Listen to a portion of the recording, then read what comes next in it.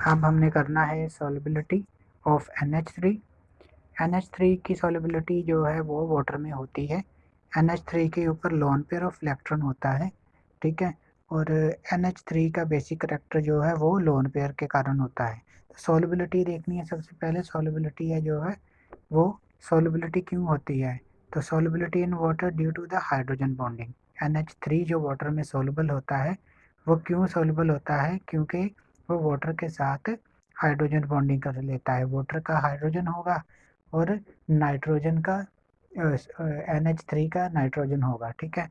तो इसके साथ वो हाइड्रोजन बॉन्डिंग कर लेता है। हाइड्रोजन बॉन्डिंग होने से क्या होता है, boiling BP and MP, boiling point and melting point जो है वो बढ़ जाएंगे, ठीक है। उनके लिए एनर्जी ज़्यादा चाहिए ताकि मॉलिक्यूल टूट जाए और बॉयल करे या मेल्ट करे, ठीक है।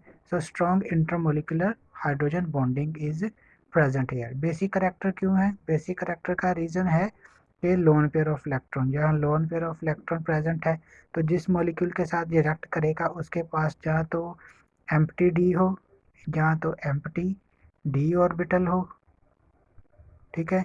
जहाँ फिर उसके पास डेफिशिएंट इलेक्ट्रॉन डेफिशिएंट हो, जहाँ फिर और इलेक्ट्रॉन डेफिशिएंट जिसके पास इलेक्ट्रॉन ना हो तो उसके साथ रिएक्ट करेगा। यहाँ जो मॉलिक्यूल दिखाया गया है ये इसमें डी ऑर्बिटल जो है वो एम्प्टी होता है बी में। सो बी का जो बी क्या है हमारे पास, बोरॉन, बोरॉन का जो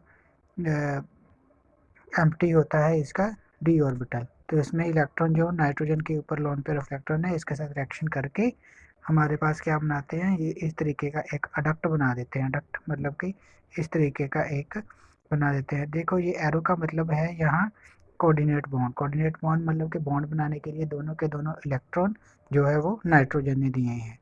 सो नेक्स्ट देखो, लुईस बेस है, जो इसे लुईस बेस बोलते हैं। लुईस बेस बोलने का मतलब क्या है कि ये इलेक्ट्रॉन पेयर को डोनेट करता है, ठीक है।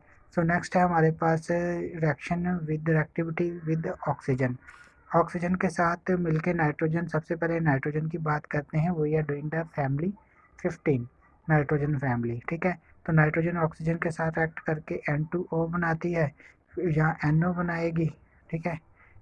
N2O बनाएगी, जहाँ NO बनाएगी, जहाँ फिर और कंपाउंड भी हमारे पास बन सकते हैं, N2O3, N2O4, N2O5। इसी तरीके से फॉस्फोरस भी है, जो जो हमारे पास फॉस्फोरस है ये भी अलग अलग कंपाउंड बनाएगा, ठीक है। तो कौन कौन से बना गया, P2O3 जहाँ से P4O6 एज एग्जिस्ट करता है, P2O4 जहाँ P4O8 भी एग्जिस्ट कर सकता है ये ऑक्सीजन के साथ। तो फॉस्फोरस जो ऑक्सीजन के साथ रिएक्ट करके फॉस्फोरस पेंटाऑक्साइड P2O5 या फिर P4O10 भी बना सकता है, ठीक है। सो और भी एलिमेंट्स हैं जैसे कि विद अदर एलिमेंट्स, ये क्या करता है, जो वो क्या जो अदर एलिमेंट है नाइट्रोजन फॉस्फोरस के अलावा जो नाइट्रोजन फैमिली के अदर मेंबर्स हैं वो इस तरीके से बनाते हैं। एक्स एक्स का मतलब है कि नाइट्रोजन और फॉस्फोरस को छोड़ के बाकी जो ग्रुप 15 के एलिमेंट्स हैं वो भी ऐसे ही ट्राईऑक्साइड और पेंटाऑक्साइड बनाते हैं। ट्राईऑक्साइड मतलब कि 3 ऑक्सीजन साथ में जुड़े होंगे उस मेटल के साथ, उस नॉन मेटल के साथ, जहाँ X2O5 मतलब कि उसके साथ X जो है उसके साथ 5 ऑक्सीजन जुड़े होंगे। X क्या है हमारे पास, AS, ठीक है, एस्टाटाइन, एंटीमनी और बिस्मथ। इन तीनों में से कोई भी हो सकता है X की वैल्यू, ठीक है।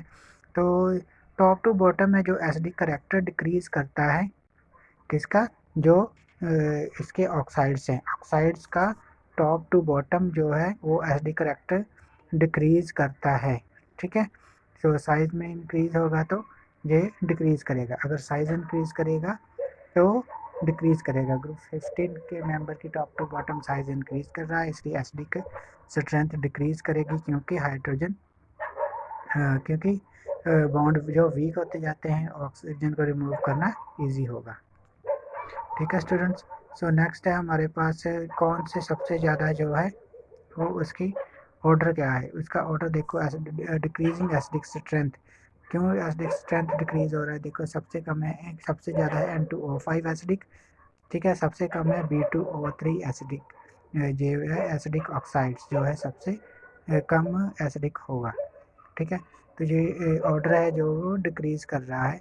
सो देखो, अगर ऑक्सीडेशन की बात करें तो N2O में +1 होती है नाइट्रोजन की, NO में +2 और +3 N2O3 में, N2O4 में +4 और N2O5 में +5 नाइट्रोजन की ऑक्सीडेशन स्टेट है। सो ये क्या है, जैसे जैसे ऑक्सीडेशन स्टेट बढ़ रही है वैसे वैसे एसिडिक स्ट्रेंथ भी इन ऑक्साइड की, नाइट्रोजन के ऑक्साइड्स की बढ़ रही है। So with increase of oxidation number of nitrogen, acidic strength increases in its oxides, ठीक है।